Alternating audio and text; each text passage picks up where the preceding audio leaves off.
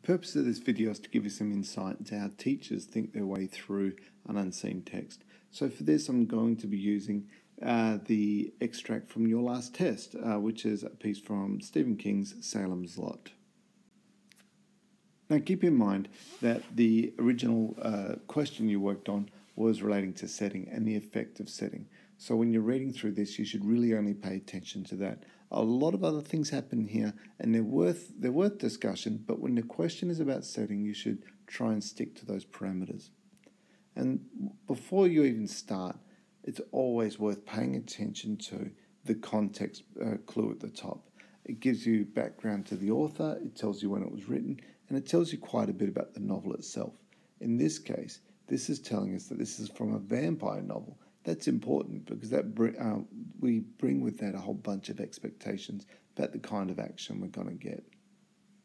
Now, remembering again that our focus was on setting, and so from the very outset of this, setting rings quite loudly. The first image we have is of the sun above the roof of the Marston house. And it's interesting that the Marston house has a name. What's even more interesting is that it's personified. Even with the shutters closed, the house seemed to stare at him.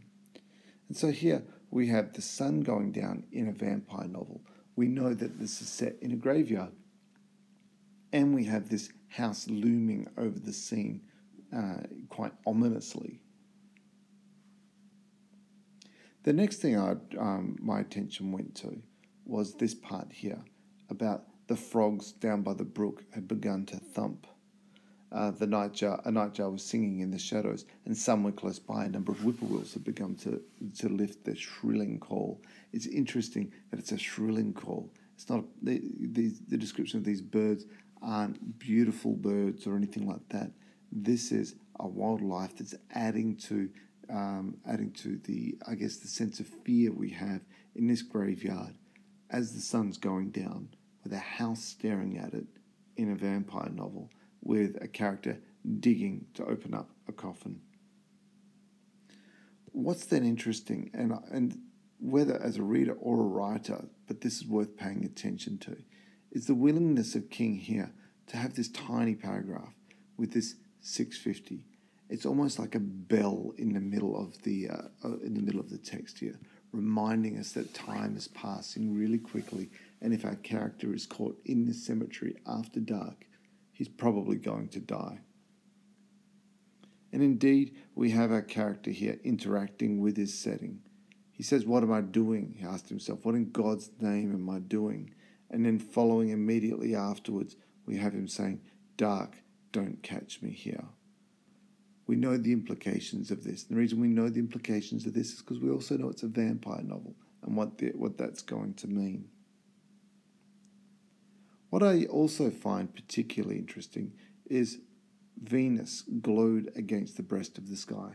This is an example of an author showing rather than telling. A clumsy writer would easily say, "It was getting dark. Mike Ryerson was scared," but King doesn't do that. He slows time down and makes every second, every beating minute of this count, and then shows us Venus rising in the sky as a sign of saying it's getting dark and something bad is about to happen. Then, and sticking simply with setting again, because a lot happens in this extract, but this finishes with the sun's diminishing arc past below the horizon. This was chosen to tie this extract together because we know what the implication of that is.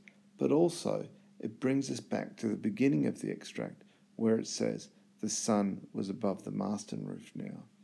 This extract begins and finishes with this image of the sun. And so what sense are we left with this final bit here, this sun's diminishing arc past below the horizon?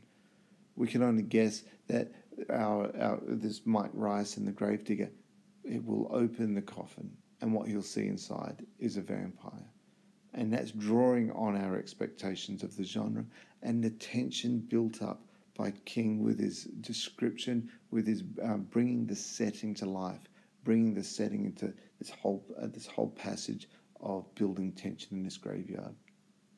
And so I hope this has been helpful in helping you to know how to pay attention to stuff when in your reading, and how to slow your reading down and to read artfully.